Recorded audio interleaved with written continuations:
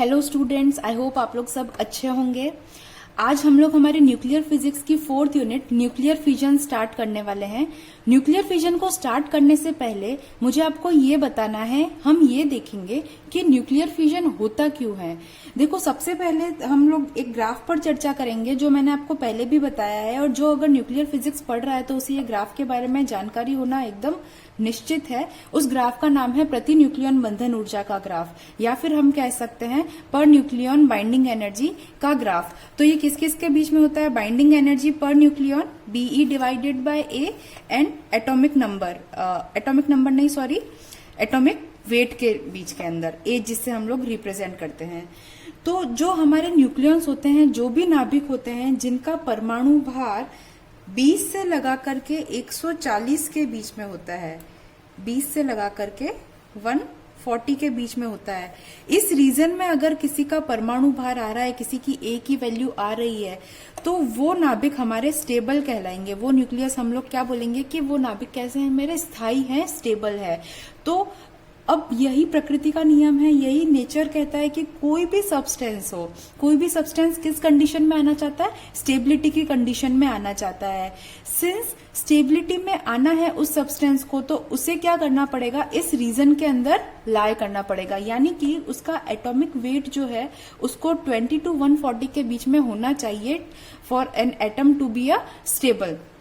Okay, तो अगर हम बात करें, अगर इधर 20 से लेफ्ट हैंड साइड की तरफ बात करें, यानी कि 20 से कम जिनका एटॉमिक नंबर है, अगर उनको स्टेबल रीजन के अंदर आना होगा तो उनको क्या करना पड़ेगा? उनको 20 से ज्यादा एटॉमिक वेट बनाना होगा, इसीलिए वो क्या होंगे? आपस में जुड़ेंगे। लेकिन जिनका एटॉमिक वेट 140 से ज्यादा है, A इज ग्रेटर देन 140 है, उस केस के लिए उन एटम्स को क्या करना पड़ेगा? छोटे नाभिकों में टूटना पड़ेगा, या फिर छोटे नाभिकों के अंदर क्या करना पड़ेगा? टूटना पड़ेगा, ताकि वो इस रेंज के बीच में लाई करे। तो बस इसी से अपनी डेफिनेशन क्लियर हो जाती है। डेफिनेशन अगर हम बनाएं तो हम कह सकते हैं कि वो नाभिक जिनका एटॉमिक वेट क्या होता है? 140 से ज्यादा रहेगा, और अगर एटॉमिक वेट 140 से ज्यादा है तो वो नाभिक चाहेंगे कि वो स्थायित्व की तरफ आए, स्टेबिलिटी की तरफ आए। और स्टेबिलिटी की तरफ आने के लिए वो क्या करेंगे कि नहीं, दो छोटे नाभिकों के अंदर टूट जाएंगे, और उसी दो छोटे नाभिकों के अंदर टूटने के प्रोसेस को हम लोग क्या बोलते हैं? नाभिकीय विखंडन, न्यूक्लियर फिजन। तो इससे हमें दो चीजें क्लियर हो गई कि एक तो स्टेबिलिटी की रेंज कौन सी होती है, और दूसरा कि एटम क्या होते हैं, जो हैवी एटम्स होते हैं वो लाइटर वेट एटम्स के अंदर, एटम्स या फिर न्यूक्लियस के अंदर क्या कर देते हैं? ब्रेक कर देते हैं। तो उसी प्रोसेस को हम लोग बोलते हैं न्यूक्लियर फिजन। अब हम लोग स्टार्टिंग से इसकी हिस्ट्री के बारे में बात करते हैं कि 1939 के अंदर ऑटो हॉर्न और स्ट्रेसमैन ने इस न्यूक्लियर फिजन की खोज करी थी, या फिर इसका एक्सपेरिमेंट किया था। उन्होंने एक्सपेरिमेंट के अंदर किया क्या, वो देखते हैं। उन्होंने एक यूरेनियम यहाँ पे 235 होगा, 95 नहीं। उन्होंने यूरेनियम का एक न्यूक्लियस लिया, उस पर स्लो मोशन में न्यूट्रॉनों की क्या कराई? बौछार कराई, बम्बार्डमेंट कराई स्लो मोशन न्यूट्रॉनों की। किस पर? यूरेनियम 235 पर। तो उससे उन्होंने उत्पाद के तौर पर, प्रोडक्ट के तौर पर क्या पाया कि उनको दो छोटे नाभिक मिले। कौन से नाभिक मिले? Barium and krypton. उसी के साथ में उनको 3 न्यूट्रॉन्स मिले जो कि फास्ट मूविंग थे। उसी के साथ में खूब सारी एनर्जी इसके अंदर क्या हुई? रिलीज हुई। तो ये बेस्ट एग्जांपल है हमारा न्यूक्लियर फ्यूजन का। इस रिएक्शन को आपको थ्रू आउट दिस चैप्टर, और I can say through out the nuclear physics, आपको इस रिएक्शन को याद रखना है। इसको हम लोग काफी बार यूज भी करने वाले हैं, जिससे आपको ये रिएक्शन याद भी हो जाएगी। तो अब हमने न्यूक्लियर फिजन होता क्या है वो तो पढ़ लिया। अब इसके साथ में अगर एग्जाम में आता है तो आप न्यूक्लियर फिजन को कैसे लिख के आओगे, उस टाइम हमको क्या चाहिएगी? उसकी डेफिनेशन। तो उसकी डेफिनेशन को हम लोग देख लेते हैं। डेफिनेशन क्या कह रही है?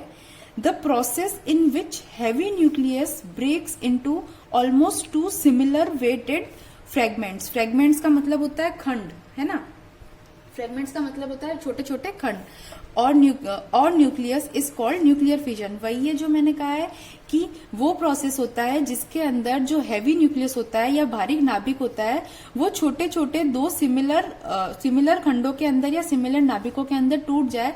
उस रिएक्शन को या उस प्रोसेस को हम लोग क्या बोलते हैं? Nuclear fission. और इसके अंदर भारी मात्रा में क्या उत्पन्न होती है, बहुत मात्रा में क्या उत्पन्न होती है, एनर्जी या ऊर्जा उत्पन्न होती है। अब हम लोग इस रिएक्शन को स्टडी करते हैं। जो रिएक्शन अभी मैंने कहा जो काफी इंपॉर्टेंट है, रिएक्शन को वापस लिखते हैं। रिएक्शन है मेरी, जब मैंने एक स्लो मूविंग न्यूट्रॉन को बम्बार्ड कराया किस पे, यूरेनियम 235 पे। यूरेनियम 235 आइसोटोप है यूरेनियम का। यूरेनियम हमारे पास में प्रकृति में 3 रूपों में पाए जाते हैं, एक तो 235, एक 238 एंड 1 is 234। तो जो बहुत ज्यादा मात्रा में पाया जाता है या काफी रिएक्टिव होता है वो होता है 235। इसीलिए ऑटो हॉर्न और स्ट्रॉसमैन ने इसी यूरेनियम को लिया। तो यूरेनियम 235 और इसका एटॉमिक नंबर होता है वो होता है 92। जब इनके बीच के अंदर रिएक्शन होती है तो हमें मिलता है एक प्रोडक्ट के फॉर्म में barium having atomic number of 56 and atomic weight of 144 plus krypton. Krypton का जो एटॉमिक नंबर होता है वो होता है 36 और इसका जो एटॉमिक वेट होता है वो होता है 92। इसी के साथ में हमें मिलता है 3 fast moving neutron and energy. अब यहाँ पर देखो ये जो न्यूक्लियर रिएक्शन है या न्यूक्लियर फ्यूजन की जो रिएक्शन है, इसके अंदर नाभिक का जो द्रव्यमान है, नाभिकों का जो द्रव्यमान है वो संरक्षित नहीं रहता है। देखो केमिकल रिएक्शन जो होती है, जैसे कि हमने केमिकल रिएक्शन देखी, कार्बन और ऑक्सीजन का एटम मिलकर के CO2 का क्या करते हैं, निर्माण करते हैं। तो यहाँ पर कार्बन हमारे पास में कितना हो जाएगा, इसका 12, अगर ये 12 ग्राम है और ये 16 एंड 16 32 ग्राम है, तो प्रोडक्ट का जो वेट होगा वो भी किसके बराबर होगा, 12 प्लस 32 यानी कि 44 ग्राम ऑफ मुझे क्या मिलेगा, CO2 मिलेगा। बट न्यूक्लियर रिएक्शन के अंदर ऐसा नहीं होता। न्यूक्लियर रिएक्शन के अंदर जो मास ऑफ प्रोडक्ट होता है, और I can say mass of product नहीं, मास of reactant is always greater then mass of product, always greater then mass of product. तो मास ऑफ प्रोडक्ट से मास ऑफ रिएक्टेंट का वेट ज्यादा है, यानी कहीं ना कहीं पे मास की क्या हो रही है, डिफिशियंसी हो रही है।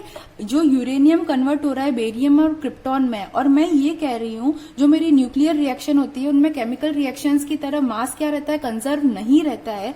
तो उस केस के अंदर मेरे पास में प्रोडक्ट का मास क्या आ रहा है, कम आ रहा है। प्रोडक्ट का मास कम आ रहा है यानी मास की क्या हो रही है, डिफिशियंसी हो रही है, मास की, द्रव्यमान की कहीं ना कहीं क्षति हो रही है। तो हमें ये जो द्रव्यमान की क्षति हुई है उसी को क्या करना है, काउंट करना है। तो इस क्षति को निकालेंगे हम। तो यहाँ पे देखो जो डेल्टा एम की वैल्यू आती है, डेल्टा एम यहाँ पर क्या हो जाएगा, delta M will be equal to mass of reactant, क्योंकि रिएक्टेंट का मास ज्यादा है, माइनस मास ऑफ प्रोडक्ट, है ना। यहाँ पे मास ऑफ प्रोडक्ट आ जाएगा। तो यहाँ से देखो बच्चों ये डेल्टा एम निकल जाएगा मेरे पास में। अब सिंस यहाँ से डेल्टा एम की वैल्यू कैसी रहेगी मेरे पास में, एक्सपेरिमेंटल रहेगी। मैं मास, इसके मास को काउंट करूंगी, इसके मास को काउंट करूंगी, तभी मैं क्या कर सकती हूँ, डेल्टा एम की वैल्यू निकाल सकती हूँ। ये जो एक्सपेरिमेंटल वैल्यू आती है उसकी वो इक्वल रहती है 0.2153 AMU, where AMU is the atomic mass unit. AMU क्या है, मेरा एटॉमिक मास यूनिट है। अब देखो एटॉमिक मास यूनिट जो जनरली हम लोग यूज करते हैं द्रव्यमान को मापने के लिए, नाभिक के द्रव्यमान को मापने के लिए बेसिकली यूज करते हैं। अब इसका कन्वर्जन देखते हैं। 1 AMU जो बराबर होता है वो होता है 1.66 इंटू 10⁻⁻24 ग्राम में। और अगर इसको मुझे केजी में लिखना हो तो मैं क्या कर सकती हूँ, 1.66 इंटू 10⁻⁻27 kg। ये कन्वर्जन याद रखना बहुत जरूरी है। कई बार एग्जाम्स में आपको डायरेक्टली कन्वर्जन भी पूछ लिया जाता है 1 नंबर के क्वेश्चन में। ओके, अब यहां तक हमने क्या कैलकुलेट कर लिया, डेल्टा एम की वैल्यू को कैलकुलेट कर लिया। अब अगर मुझे देखो बच्चों डेल्टा एम की वैल्यू मिल गई है तो क्या मैं एनर्जी को फाइंड आउट कर सकती हूँ, कितनी एनर्जी मुझे मिली है। क्योंकि यहाँ पर देखो क्यू निकला है तो इस क्यू की वैल्यू को मुझे काउंट करना पड़ेगा। यही मेरा बेसिकली एम है कि यहाँ पे मुझे क्यू की कितनी वैल्यू मिलती है। ठीक है, तो यहां से जो मुझे डेल्टा एम मिला है और मुझे एनर्जी कैलकुलेट करनी है, तो आइंस्टाइन का बहुत ही अच्छा रिलेशन है। क्या रिलेशन है आइंस्टाइन ने मास एनर्जी रिलेशन दिया है, E is equal to mc²। तो बस इसी रिलेशन को हम लोग यूज करके यहाँ पर कितनी ऊर्जा उत्सर्जित हुई है या कितना एनर्जी का इमिशन हुआ है वो कैलकुलेट कर सकते हैं। तो बस वही हम लोग देखते हैं उसने कैसे कैलकुलेट किया। देखो, according to Einstein mass energy equation E is equal to delta mc²। तो हमको डेल्टा एम की वैल्यू क्या यहाँ से पता है जी, बिल्कुल हमें डेल्टा डेल्टा एम की वैल्यू पता है, और ये वैल्यू कैसे निकली है, ये वैल्यू एक्सपेरिमेंटली निकली है। ओके, तो यहाँ पे हम लोग डेल्टा एम की वैल्यू को क्या कर देंगे, पुट कर देंगे 0.2153 इंटू 931। देखो बच्चों यहाँ पे 931 का हम लोग मल्टीप्लाई क्यों करेंगे, 930 हमको जो एनर्जी चाहिए वो चाहिए मेगा इलेक्ट्रॉन वोल्ट के अंदर, मेगा, और यहां से जो मुझे एनर्जी मिलेगी वो किसमें मिलेगी, जूल के अंदर मिलेगी। तो अगर 931 एक फैक्टर है जिसको मैं मल्टीप्लाई करूं तो वो एनर्जी मुझे मिलती है मेगा इलेक्ट्रॉन वोल्ट पर सी स्क्वायर, वेयर सी क्या है यहाँ पर, सी बराबर speed of light. Speed of light की वैल्यू से हम लोग सब अच्छी तरह जानते हैं इस वैल्यू को, 3 × 10⁸ मीटर पर सेकेंड। तो हमें यहाँ पे ये स्पीड ऑफ लाइट की वैल्यू भी नहीं पुट करनी पड़ेगी, हम लोग डायरेक्टली 931 पुट कर देंगे, तो उससे जो हमारा यूनिट आएगा वो मेगा इलेक्ट्रॉन वोल्ट पर सी स्क्वायर। तो देखो यहाँ से ये सी स्क्वायर से ये सी स्क्वायर कट हो जाएगा, और फाइनली जो मुझे यहाँ पर इन दोनों को मल्टीप्लाई करके वैल्यू मिलती है वो हमको मिलती है 200.001 के आसपास। तो हम उसको अप्रोक्सीमेटली इक्वल ले लेते हैं 200 मेगा इलेक्ट्रॉन वोल्ट के। तो देखो 200 मेगा इलेक्ट्रॉन वोल्ट मुझे क्या मिली है, एनर्जी मिली है, जो किसमें इमिट हुई है, मेरी इस रिएक्शन में। और इसी रिएक्शन, ये किस रिएक्शन का एग्जाम्पल है, ये एग्जाम्पल है मेरा नाभिकीय विखंडन का और न्यूक्लियर फिजन का। तो हमारा जो फर्स्ट एम था कि व्हाट इज न्यूक्लियर फिजन, वो हमने देख लिया, न्यूक्लियर फिजन होता क्या है वो भी हमने देख लिया, और न्यूक्लियर फिजन का एग्जाम्पल, उसकी रिएक्शन जो ऑटो हॉर्न और स्ट्रेसमैन ने एक्सपेरिमेंट किया था उसकी रिएक्शन को देख लिया। उसके बाद में कितनी एनर्जी रिलीज हुई वो भी हमने देख लिया। अब देखो, जब बच्चों मैंने आपको ये रिएक्शन बताई थी तो एक टर्म बोली कि मैंने यहाँ पर जो एक न्यूट्रॉन का बम्बार्डमेंट किया है, बम्बारित किया है इस न्यूट्रॉन को, उस न्यूट्रॉन को मैंने बोला कि ये स्लो मूविंग न्यूट्रॉन है। तो basically slow moving and fast moving neutrons के अंदर डिफरेंस क्या है वो देखते हैं। देखो, हमारा जो न्यूट्रॉन है वो दो टाइप से पाया जाता है। पहला मैं कर सकती हूँ स्लो मूविंग, और दूसरा कह सकती हूँ फास्ट मूविंग। तो स्लो मूविंग न्यूट्रॉन, देखो नाम से हमें पता चल रहा है वो न्यूट्रॉन जो कि थोड़ा धीरे चलेगा, या जिसकी जो स्पीड होगी वो क्या होगी, कम होगी। और वो न्यूट्रॉन जो काफी स्पीड से आता है उसको हम लोग फास्ट मूविंग न्यूट्रॉन कहते हैं। लेकिन जो हमारी न्यूक्लियर फिजन की रिएक्शन है उसके लिए मुझे स्लो मूविंग न्यूट्रॉन चाहिए। उसको हम इस एग्जाम्पल से समझ सकते हैं। जब हम लोग कैरम खेलते हैं तो कैरम की जो गोटियां होती है उसको हम लोग क्या करते हैं, एक के ऊपर एक इस तरीके से क्या करते हैं, अरेंज करते हैं। इसी तरीके से कैरम की सारे गोटियों को हम लोग अरेंज करते हैं। अगर मेरा स्ट्राइकर, मैं अगर यहाँ पे मार रही हूँ, स्ट्राइकर अगर मेरा स्लो होगा तो वहां पर क्या होगा, अगर मेरा स्ट्राइकर काफी फास्ट होगा, देखो अगर स्ट्राइकर मेरा काफी फास्ट होगा तो वो क्या करेगा, सिर्फ एक गोटी को निकालेगा और डायरेक्टली निकल जाएगा, और बाकी की सारा जो अरेंजमेंट है वो ऐसा का ऐसा क्या रहेगा, रह जाएगा। लेकिन अगर मैंने स्ट्राइकर को थोड़ा सा स्लो मारा है, उस केस के अंदर क्या होगा, ये मेरी जो सारी गोटियां होगी, सारी गोटियों की जो लाइन है वो क्या हो जाएगी, नीचे गिर जाएगी। तो जस्ट ये एक एग्जाम्पल है इसको कोरिलेट करने के लिए कि स्लो मूविंग जो न्यूट्रॉन होता है वो नाभिक के साथ में अच्छे से क्या करता है, रिएक्ट करता है, न्यूक्लियर रिएक्शन को करेगा instead of fast moving neutron. Fast moving neutron क्या करेगा, एकदम फास्ट आने वाले स्ट्राइकर की तरह क्या हो जाएगा, एस्केप करके वहां से निकल जाएगा। ओके, तो वो क्या करेगा, बेसिकली न्यूक्लियर रिएक्शन में परफॉर्मेंस नहीं देगा अपनी। इसीलिए जो न्यूक्लियर फ्यूजन में हम लोग न्यूट्रॉन्स यूज करते हैं, हम चाहते हैं कि वो न्यूट्रॉन कैसा हो, स्लो मूविंग न्यूट्रॉन हो। तो यहाँ से आई होप आपको ये कंसेप्ट क्लियर हो गया होगा कि हमें क्यों स्लो मूविंग न्यूट्रॉन का ही बौछार करना होता है या बम्बार्डमेंट करना होता है। अब यहाँ तक हमने न्यूक्लियर फ्यूजन क्या होता है वो सब कुछ समझ लिया है। अब हम लोग ये देखेंगे कि अगर एग्जाम में आएगा तो हम लोग उसको लिखेंगे कैसे। तो इसके लिए हम लोग नोट्स को एक बार रीड करते हैं। देखो, यहां तक हमने देख लिया था कि according to Einstein mass energy equation E is equal to delta mc square, और डेल्टा m की जो वैल्यू है कैलकुलेट हुई थी experimentally 0.2153 AMU, where AMU is the atomic mass unit. और यहां से जो मुझे एनर्जी मिली है वो मिली है 200 मेगा इलेक्ट्रॉन वोल्ट के इक्विवेलेंट। उसके बाद में जो हम लोग नेक्स्ट पॉइंट एग्जाम में लिख करके आएंगे वो लिखेंगे कि the released energy appears in the form of kinetic energy of a fusion fragments. यानी कि ये जो energy 200 mega electron volt release हुई है वो किसके फॉर्म में रिलीज होगी, काइनेटिक एनर्जी के फॉर्म के अंदर।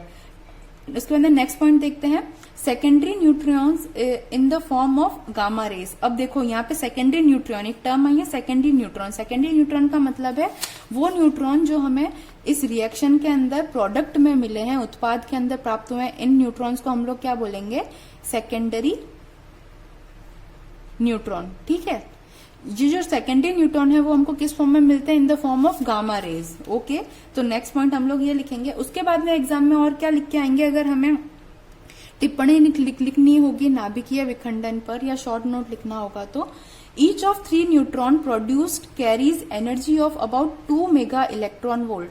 देखो इसकी एनर्जी कितनी होगी, 2 मेगा इलेक्ट्रॉन वोल्ट। एक बात मैं आपको बताना भूल गई थी, स्लो मूविंग न्यूट्रॉन्स के अंदर और फास्ट मूविंग न्यूट्रॉन के अंदर, जो फास्ट मूविंग न्यूट्रॉन की एनर्जी होती है वो ग्रेटर देन होती है, energy is greater than 1.1 mega electron volt.